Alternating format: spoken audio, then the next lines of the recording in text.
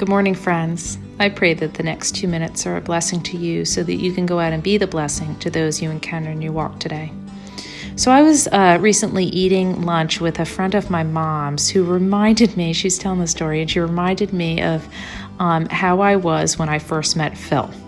And she said to me, "Oh, Katie," she's like, "Oh, Katie, you could not stop talking about Phil. Everything you said was Phil this, Phil that. You couldn't shut up about him." And you know what's so funny is I remember doing this, and I remember even talking about him, thinking that I shouldn't be talking about him so much, trying to stop myself and not being able to. I mean, somebody would say something like, "I want sugar in my coffee," and I'd be like, "Sugar? Phil loves sugar. He loves to eat dessert, and he loves sugar in his coffee too." And I turned every conversation back to Phil. Anyway, enough about Phil. Here we are in Romans 1:16. "For I am not ashamed of the gospel, because it is the power of God that brings salvation to everyone who believes, first to the Jew and then to the Gentile." So I've been thinking a lot about this word gospel. In fact, I listened to a bunch of podcasts on the actual word, the gospel.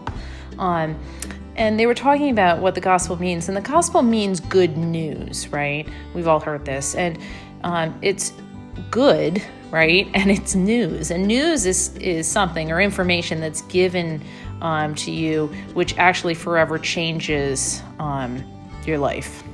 And the gospel itself can be boiled down to this: that God himself came to the earth to save us from the eternal consequences of our sin, or some people call it the presence of our sin, the power of sin, and the penalty of sin. But he came to save us from these things. He died on the cross, was buried, and he rose again, all as these things were written about beforehand in Scripture.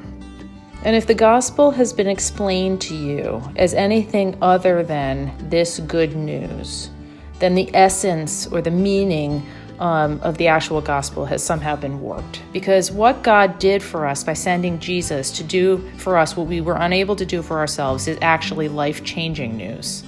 May you be so enamored with the gospel of what Jesus did for you that you can't stop yourself from telling and sharing it with somebody who desperately needs to hear the good news.